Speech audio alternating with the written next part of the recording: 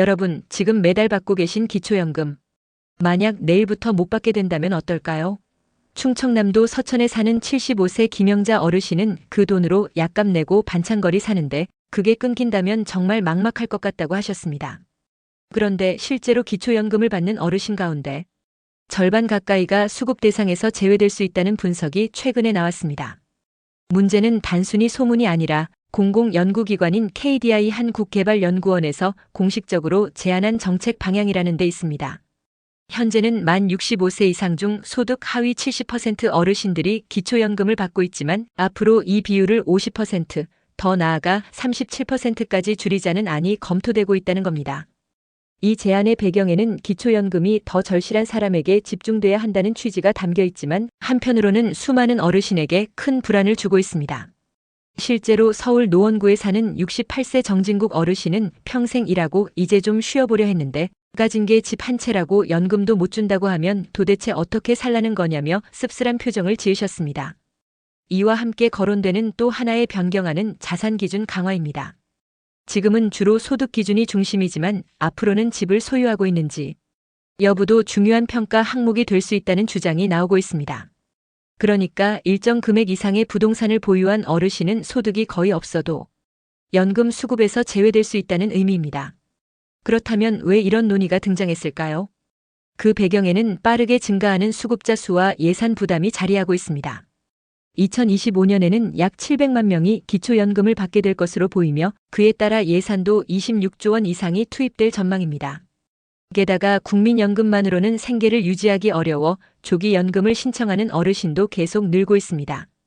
2023년 한 해 동안만 11만 명 넘게 조기노령연금을 신청했는데 이는 원래 받을 금액보다 최대 30%나 적은 수준임에도 불구하고 생계 때문에 어쩔 수 없는 선택이었다고 합니다. 우리나라가 OECD 국가 중 노인 취업률 1위라는 사실 알고 계셨나요? 은퇴 후에도 일할 수밖에 없는 구조가 만들어지고 있는 겁니다. 연금이 충분하지 않고 물가는 계속 오르는데 선택지는 많지 않으니까요.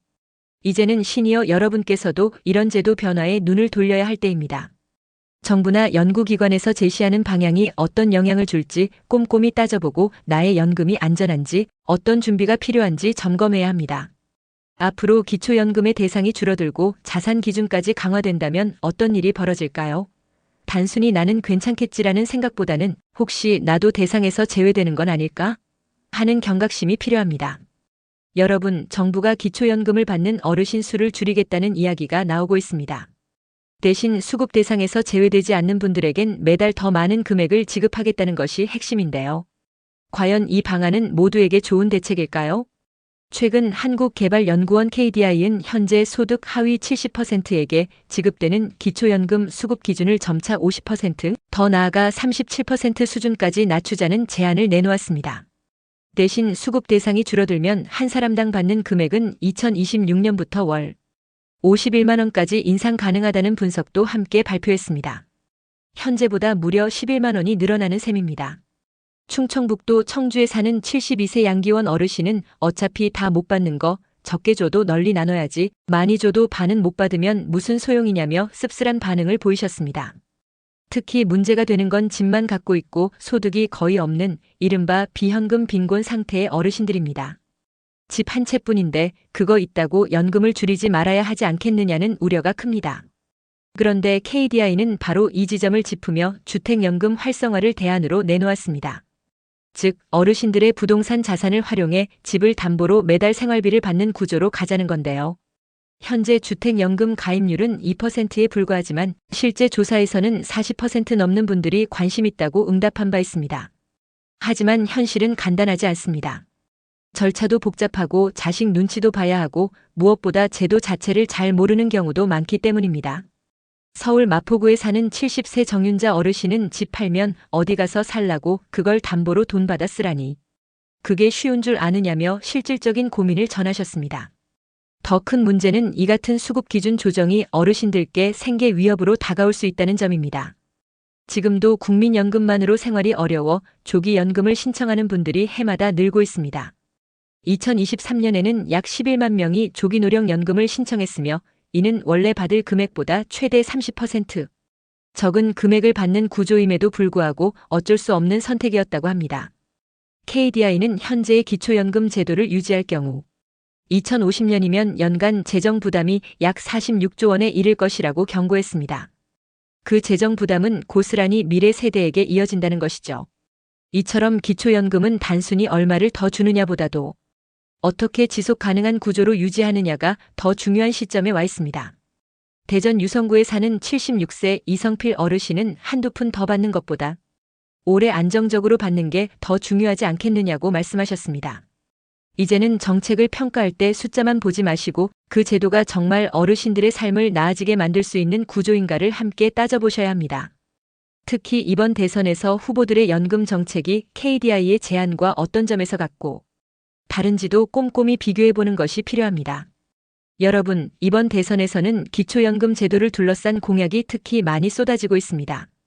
그런데 그 내용을 자세히 살펴보면 후보마다 방향도 강도도 확연히 다르다는 것을 알 수 있습니다. 어떤 후보는 조금씩 다듬자고 하고 또 어떤 후보는 제도를 완전히 새로 만들자고 말합니다. 오늘은 각 후보의 공약을 이해하기 쉽게 정리해 드릴 테니 시니어 여러분께서 어떤 선택이 나에게 가장 현실적인 도움을 줄 수 있는지 함께 판단해 보시길 바랍니다. 먼저 경북 상주에 거주하는 70세 장영수 어르신은 나는 아내랑 같이 기초연금 받는데 부부가 같이 받는다고 금액이 깎이는 게 늘 아쉬웠다고 하셨습니다. 이런 분들께는 이재명 후보의 공약이 주목할 만합니다. 이 후보는 부부 감액 제도를 완화하겠다고 밝혔습니다. 두 분이 같이 받는다고 줄이는 지금의 구조를 바꿔서 실질적으로 혜택이 줄지 않도록 하겠다는 입장입니다. 또한 연금 급여를 올릴 필요에는 공감하지만 재정 여건을 반드시 고려해야 한다며 속도 조절의 필요성도 함께 언급했습니다. 이는 수급자를 줄이자는 KDI의 제안과는 결이 다른 접근입니다. 두 번째로 김문수 후보는 연금을 자동으로 조정하는 장치를 도입하자고 말합니다. 경제 상황이나 인구 구조가 바뀌면 연금 지급 구조도 자동으로 바뀌게 하자는 것인데요. 동시에 국고를 조기에 투입해서 연금 재정을 안정시키자는 계획도 함께 제시했습니다.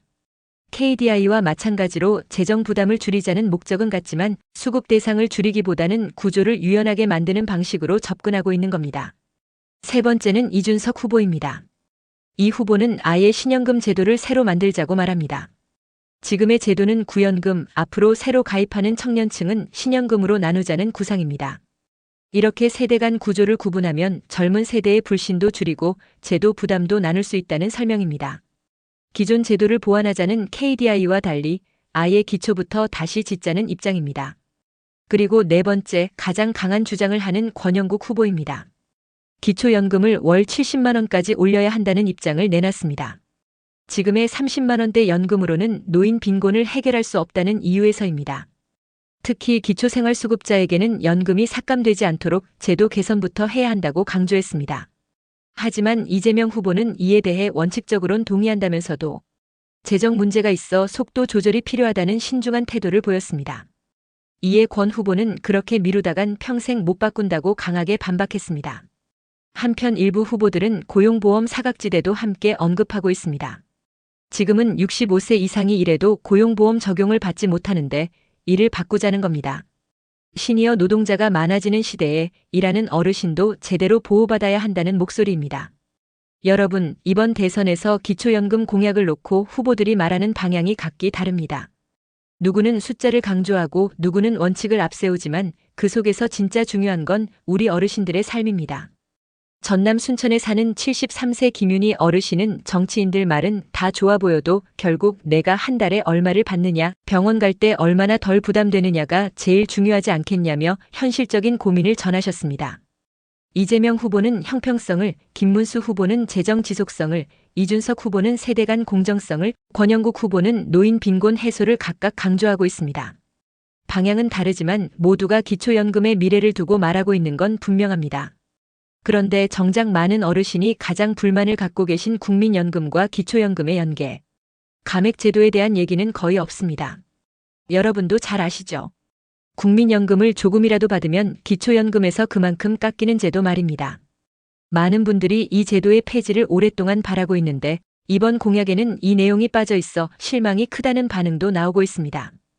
여러분, KDI에서 말한 것처럼 숫자만 놓고 보면 그럴듯한 계산이 나올 수 있습니다. 하지만 정책은 표가 아니라 삶을 바꾸는 약속입니다. 숫자 몇 줄로 설명할 수 없는 게 바로 어르신들의 하루하루입니다. 전기료 걱정, 약값 걱정, 자식들 눈치까지. 이런 삶 속에서 기초연금은 단순한 지원이 아니라 생존선입니다. 6월 3일, 우리는 단순히 후보를 고르는 것이 아닙니다. 이 결정은 앞으로 5년, 어쩌면 10년간의 노후를 지키는 선택이 될 수 있습니다. 누가 말만 하는지, 누가 진짜 책임을 지겠다고 하는지를 지금 잘 따져보셔야 합니다. 여러분의 한 표는 결코 작지 않습니다. 오히려 누구보다 크고 무거운 뜻이 담긴 선택입니다. 우리 삶을 진심으로 이해하고 어르신들의 입장에서 정책을 펼칠 후보가 누구인지 꼭 살펴봐 주세요. 그리고 혹시 지금 어느 지역에서 이 영상을 보고 계신가요? 아래 댓글로 남겨주시면 지역별 맞춤 정보를 준비하는 데에도 큰 도움이 됩니다. 구독과 좋아요, 응원의 댓글은 제게 정말 큰 힘이 됩니다. 언제나 고맙습니다.